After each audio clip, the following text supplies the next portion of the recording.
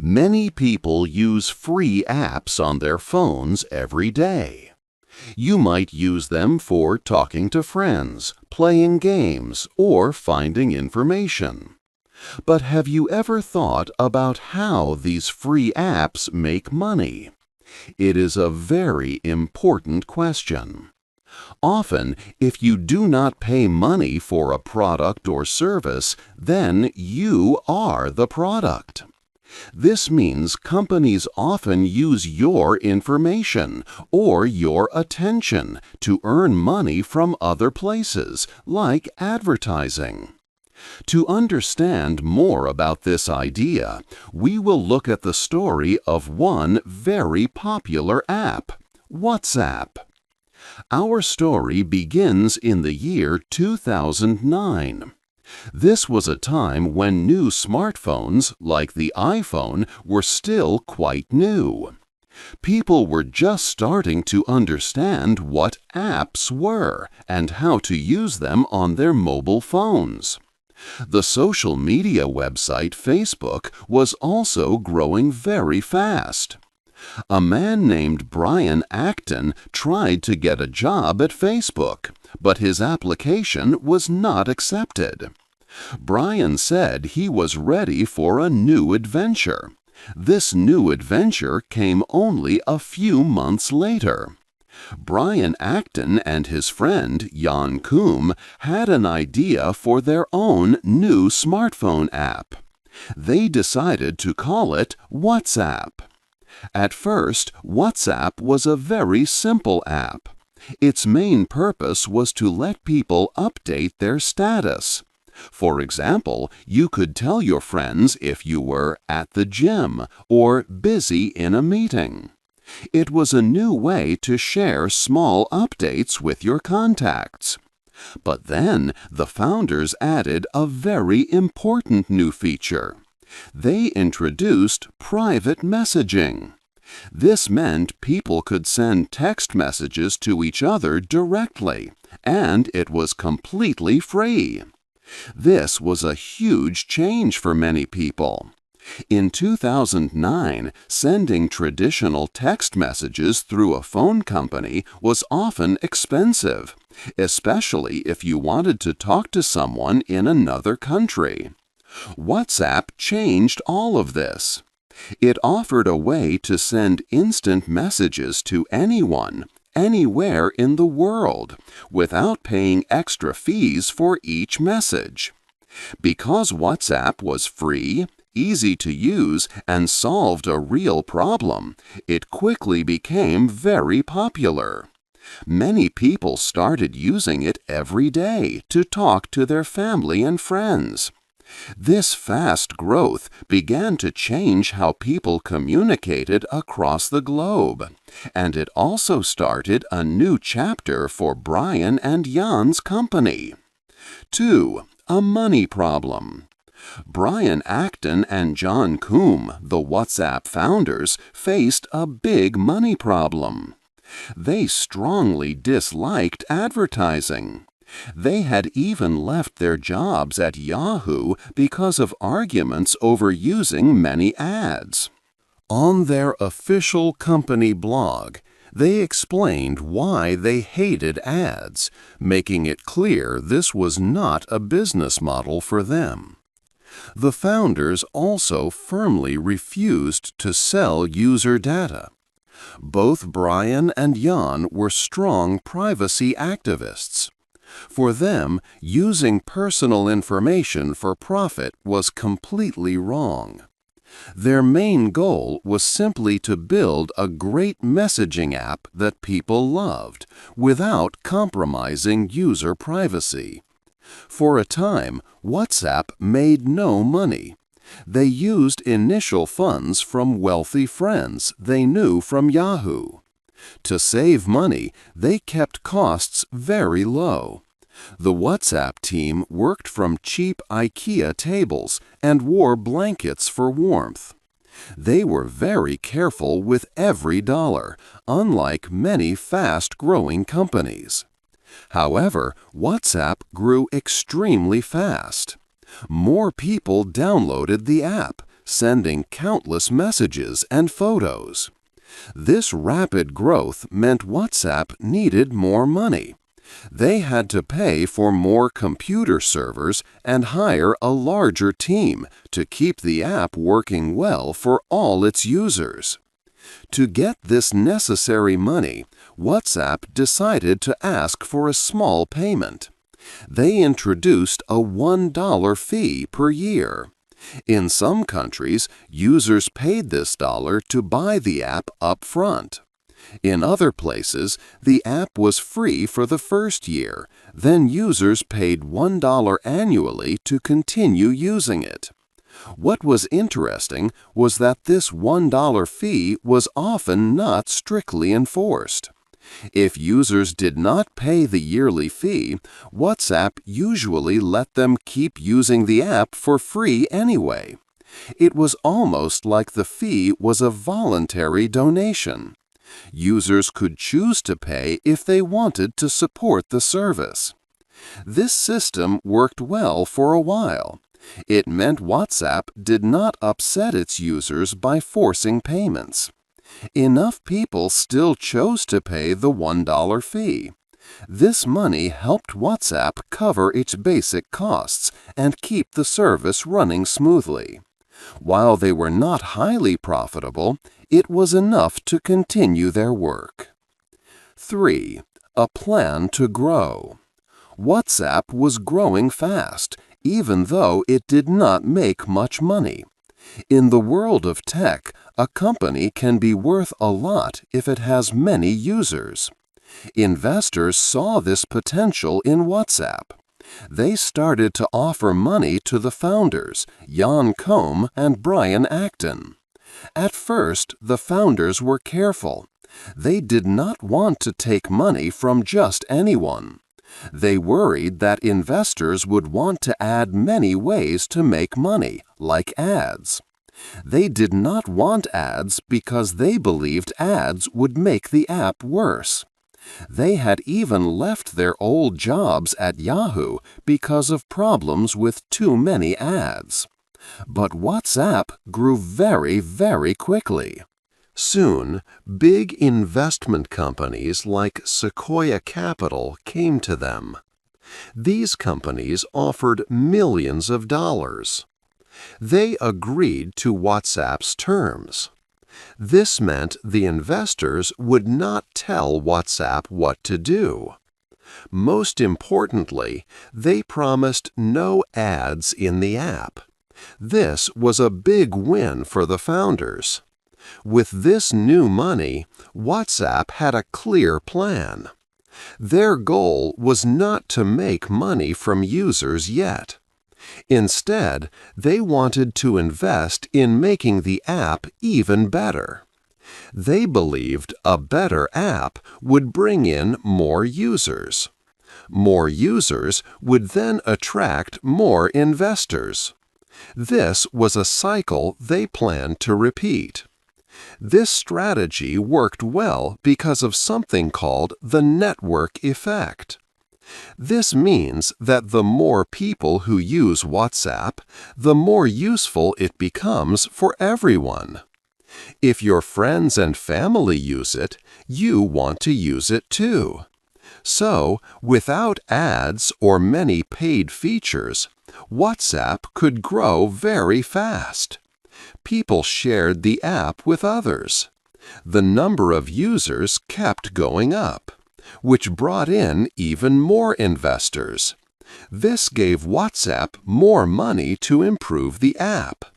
This way, WhatsApp became very popular very quickly. The plan helped them get stronger, but they knew they could not rely on investors forever. 4. Facebook buys WhatsApp. In the year 2014, a very important event took place. Facebook, a large company known for its social media platform, decided to buy the popular messaging app WhatsApp. The cost was truly enormous, $19 billion. This large amount of money made many people confused. They found it hard to understand why Facebook would pay so much for WhatsApp. Before this big sale, WhatsApp was an app that made very little money. In the 9 months leading up to the acquisition, WhatsApp only made about $1.2 million in total. This was a very small income for such a popular app, and it meant the company was actually losing money, not making a profit. People compared this to other big tech deals. For example, Facebook had bought Instagram, another popular app, for only $1 billion. The $19 billion paid for WhatsApp seemed incredibly high to many. Mark Zuckerberg, the founder and CEO of Facebook, explained the company's thinking. He told the public that the real value of WhatsApp was not in the small amount of money it was making at that moment. Instead, the great worth came from its massive number of users. WhatsApp had millions, even billions of people using it all around the world. Zuckerberg said that very few services could reach 1 billion people. He believed that any service with so many users was extremely valuable, much more than the money it currently generated. Zuckerberg talked about the strategic value and what the two companies could do together. He saw WhatsApp as a way to connect even more people within the Facebook ecosystem.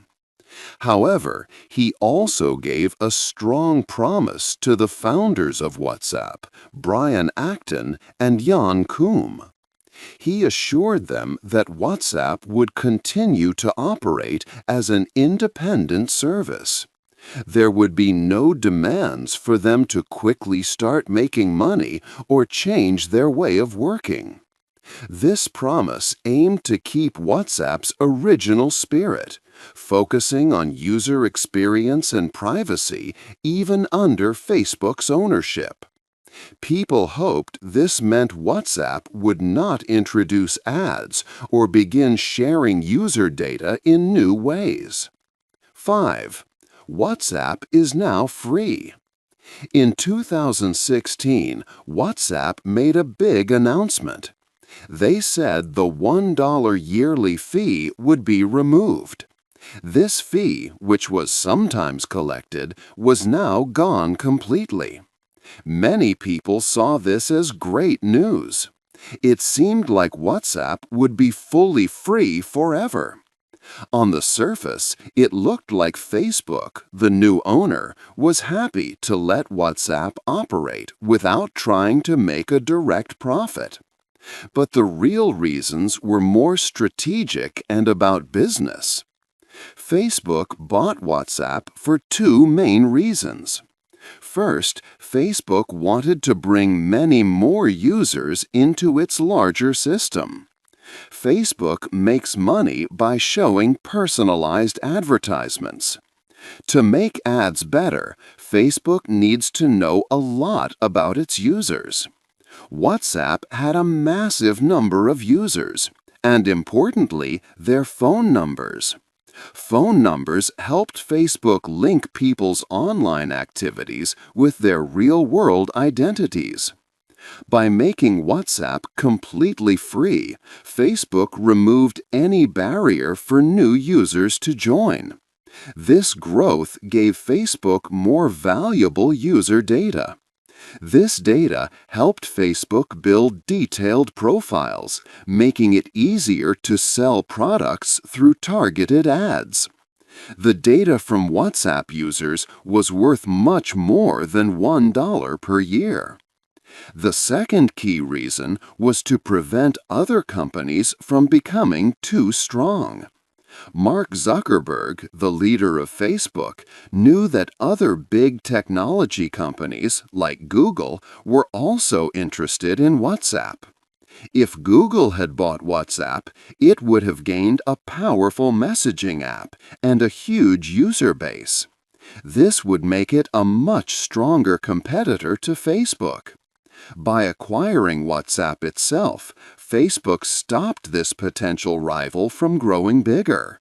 Facebook often buys promising companies that could one day challenge its dominant position.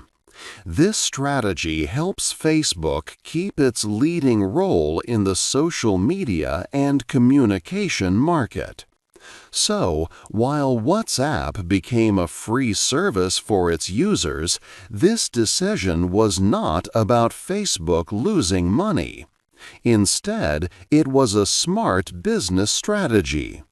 It was a plan to gather a much larger user base and collect more valuable information. This information would allow Facebook to make more money from advertising in the long term. Also, removing the fee and buying the app helped Facebook eliminate a potential threat from a rival company, ensuring it kept its strong position. 6. The founders leave. After Facebook bought WhatsApp, big changes started. Promises of independence and no ads began to break.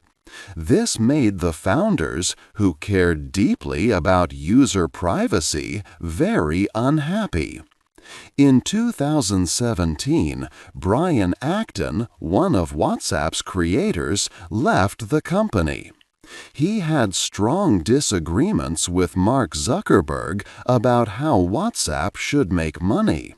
He also disliked Facebook's plans to share user data. Acton felt Facebook was not keeping its word. He gave up about $850 million in company shares. He left because he could not agree with Facebook's direction. Acton deeply cared for user privacy. He later used $50 million of his own money to start a new messaging app called Signal.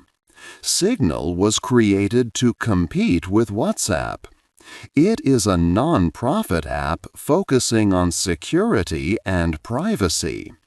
Acton wanted Signal to be like the original WhatsApp. He even posted online telling people to delete Facebook. Problems grew when a European group fined Facebook. Facebook was fined for giving wrong information during the WhatsApp purchase. Facebook had said combining WhatsApp user data with Facebook data was not possible. But it was found that WhatsApp had been sharing phone numbers and other information for years. This data helped Facebook show more ads. Brian Acton realized Facebook planned to link WhatsApp numbers to Facebook accounts from the start, collecting user data for advertisements. Later, the other founder, Jan Koum, also left WhatsApp. He worried about privacy too. Facebook executives wanted to weaken WhatsApp's message encryption. This would make it easier to make money.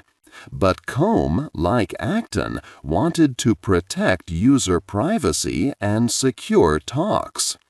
Brian Acton later said, "I sold my users' privacy." He felt he made a difficult choice when he sold WhatsApp. The founders had built WhatsApp to be private and without ads. But Facebook's business model was different. Facebook uses user data for ads. This was why the founders left their own creation. 7. WhatsApp today. WhatsApp today looks for new ways to make money. One new way is called WhatsApp Business. This service helps companies talk to their customers and offer support. Big companies like Netflix and Uber have started trying this service. WhatsApp makes money if a business does not reply to a customer within 24 hours. This means businesses pay for slow replies. While this sounds like a good idea, it is not making WhatsApp very profitable yet on its own. WhatsApp also plans to show ads inside the app. These ads will appear in the status section. This is a big change from the early days when the founders hated ads. However, for Facebook, the biggest value of WhatsApp is still the user data. Facebook wants to connect WhatsApp, Facebook, and Instagram more closely. This helps Facebook gather more information about users. In early 2021, WhatsApp faced a big problem. Many users were worried about a new privacy update. WhatsApp informed users that certain data points might be shared with businesses and third parties. This data included phone numbers, profile pictures, names, status, login activity, contact lists, purchases, financial information, and even location details. WhatsApp first told users they had to accept this update or they could no longer use the app after February 8th. Many people across the world complained about this new policy. Because of the strong user reaction, WhatsApp delayed the deadline for accepting the update until May 15th, hoping to ease the concerns. However, the update was not truly a change to their privacy rules. WhatsApp had actually been following many of these data sharing practices for years. New requirements, especially from Apple, meant WhatsApp had to tell everyone about these practices publicly. So, the update just made existing policies clear to users. Even with these widespread privacy concerns, many people still choose to use WhatsApp daily. It is difficult for them to switch to other apps because almost everyone they know uses WhatsApp. This is known as the network effect. To stay connected with friends and family, most people feel they need to keep using it, despite the privacy issues. 8. A final thought. Many people think about whether companies like Facebook are evil because of how they handle data. It is important to understand that collecting data is a common practice for many free online services. It is not usually a secret plan.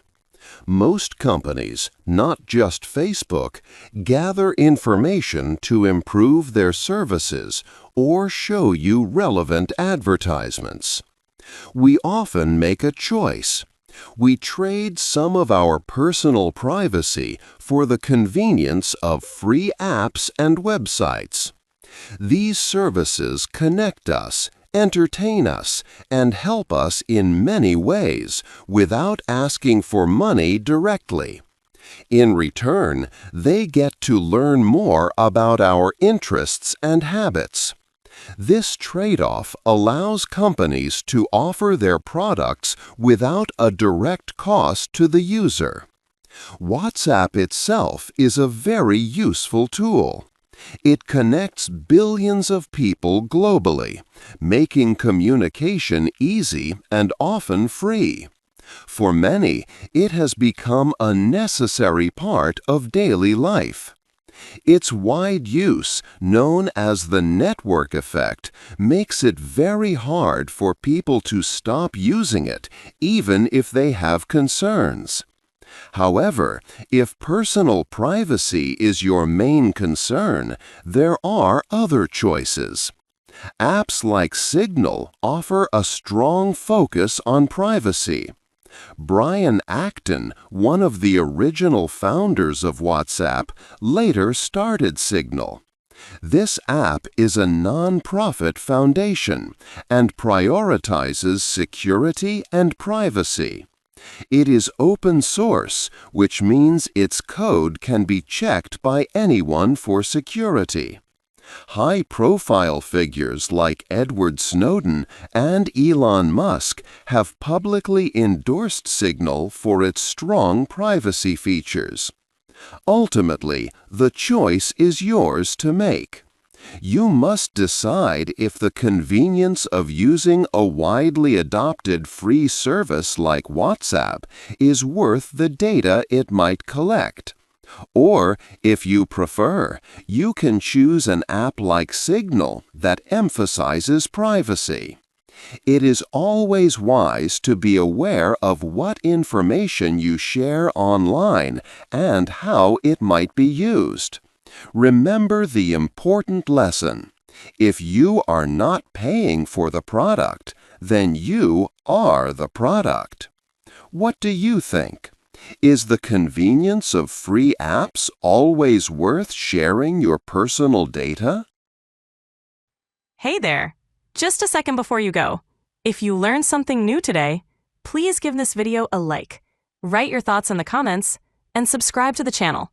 It only takes a second, and it really, really helps to create even better English videos for you. Your support means the world. Thank you.